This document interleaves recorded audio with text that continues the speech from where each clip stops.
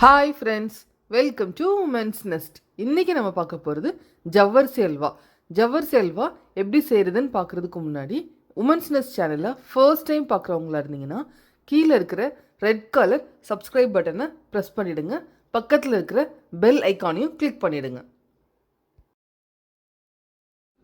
ஜவ்வரிசி அல்வா செய்கிறதுக்கு ஜவ்வரிசியை whole night ஊற வச்சு எடுத்து வச்சுருக்கிறேன். நீங்கள் மினிமம் 8 ஹவர்ஸ் ஊற வச்சு எடுத்துக்கோங்க. இப்போது பேனை அடுப்பில் வச்சு நல்லா ஹீட் ஆனதும் 2லேருந்து 3 ஸ்பூன் நெய் சேர்த்துக்கோங்க. இப்போ நம்ம முந்திரி பருப்பை வறுத்து எடுத்துக்கலாம். லைட் ப்ரௌன் கலர் வர வரைக்கும் லைட்டாக வறுத்துக்கோங்க. லைட் ப்ரௌன் கலரில் வந்துடுச்சு. இப்போ நம்ம முந்திரி பருப்பை வெளியே எடுத்துடலாம். ஒரு பிளேட்டில் தனியாக ட்ரான்ஸ்ஃபர் பண்ணி எடுத்து வச்சுக்கோங்க.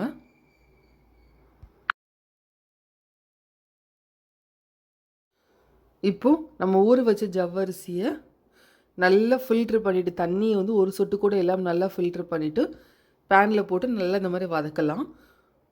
ஒரு 5 நிமிஷம் போல் தான் ஆகும். நல்லா வதங்கிடும்.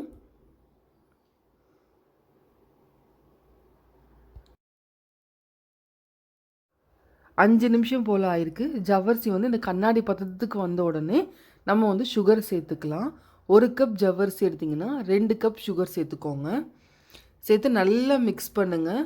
இப்போ சுகர் ஆட்டோமேட்டிக்காக மெல்ட் ஆகி இந்த ஜவ்வரிசியெல்லாம் சேர்ந்து லைட்டாக தண்ணி மாதிரி ஆகிடும். நம்ம அல்வா செய்வோம், நார்மல் அல்வா, அது மாதிரி தான்.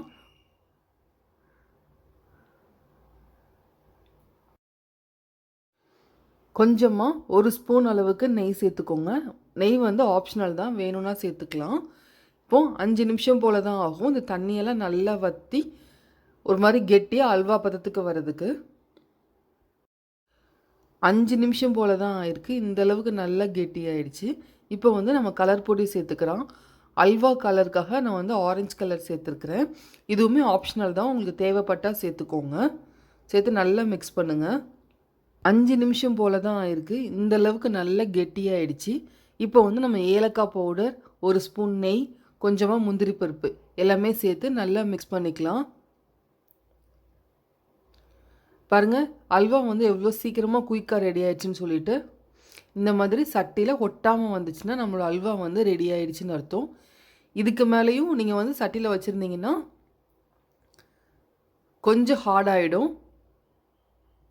இப்போ நம்ம அல்வா ரெடி ஆகிடுச்சி. இது ஒரு பிளேட்டை ட்ரான்ஸ்ஃபர் பண்ணிக்கோங்க.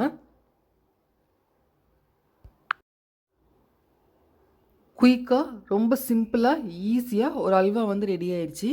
இந்த அல்வா சாப்பிடும்போது நம்மளுக்கு பெட்டி கடையில் கிடைக்கல, ஒரு ரூபா அல்வா, அந்த அல்வா டேஸ்ட்டில் இருக்கும். ஸோ நீங்களும் கண்டிப்பாக ட்ரை பண்ணி பாருங்கள். இது நீங்கள் ஸ்லைஸ் கூட போட்டு வச்சுக்கலாம். நான் ஒரு பவுலில் இன்றைக்கி வச்சுருக்கிறேன்.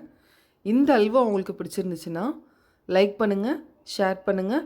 உமன்ஸ் நெஸ்ட் சேனலை சப்ஸ்கிரைப் பண்ணாதவங்க சப்ஸ்கிரைப் பண்ணிவிடுங்க. பக்கத்தில் இருக்கிற பெல் ஐக்கானையும் கிளிக் பண்ணிவிடுங்க.